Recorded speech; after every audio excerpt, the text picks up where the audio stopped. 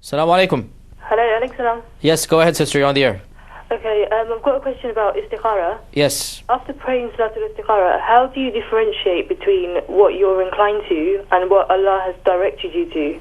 So if you have two options and you before praying istikhara, you weren't inclined to either, but then after praying istikhara, because I heard that you shouldn't follow what you're inclined to, but you should follow what Allah has directed you to. But then I really don't understand how you know that.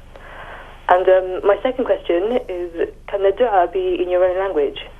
Okay, so the first question about istikhara, realize, my dear sister in Islam, that there is so much myth around istikhara that wallahi, it's just depressing to see so much myth put around istikhara. And there are unreasonable expectations and ridiculous conditions put upon the one doing istikhara.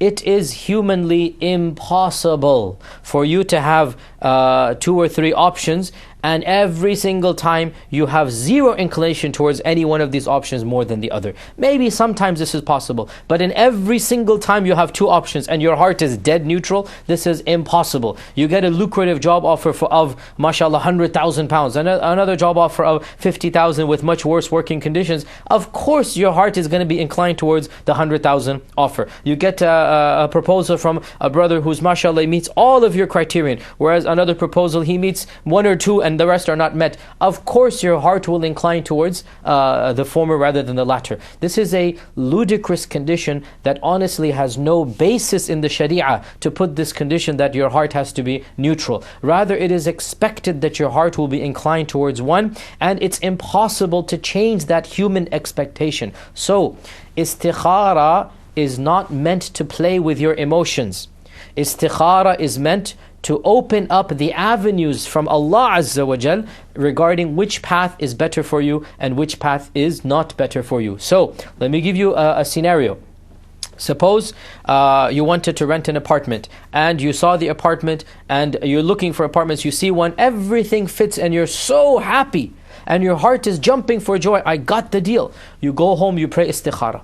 You go home, you pray istikhara. What happens? All of a sudden, when you go to sign the paper, the landlord says, oh, you know what, I'm so sorry, but the deal is not able to go through. Or another technicality happens and you don't get your apartment that you want. This is your istikhara being put into effect. Why? Because the meaning of Salat al-Istikhara is that Allah Azza wa Jal will block the avenues that are harmful to you and open up the avenues that are better for you. Therefore, do as your heart wishes. Do as your heart is content in doing. And if that is good for you, the doors will open up. And if that is not good for you, those doors will not open up. And Allah Azza wa Jal will divert you somewhere else. And you will be content in this diversion because you will realize this is the result of my istikhara. And I hope that clarifies. As for the issue of dua, then my dear sister in Islam, realize that of course you may and you should make dua in your language.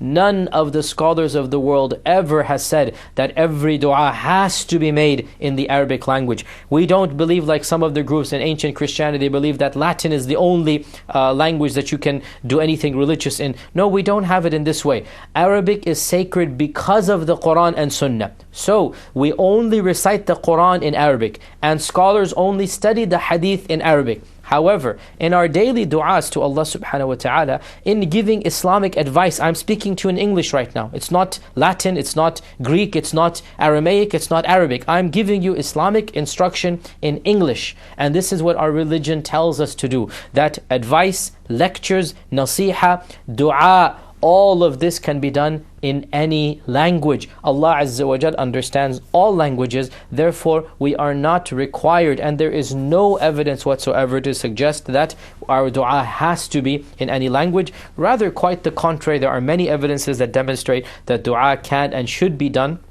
in the language that you speak the most fluently, and Allah Azza wa Jal, of course, will understand that. The most important condition of dua is sincerity. And how can you have sincerity when you don't even know what you are saying? So make dua in your language and make plenty of dua in your language. No doubt, by the way, I have to say before we move on to the next question, no doubt the best du'as are those found in the Quran and Sunnah, and they are in Arabic. So if you memorize those du'as and use them, this is best. But those du'as don't cater to every every situation. So there will be specific situations you want to make dua for. Go ahead and make them in your own language. And Allah Azza wa Jal knows best.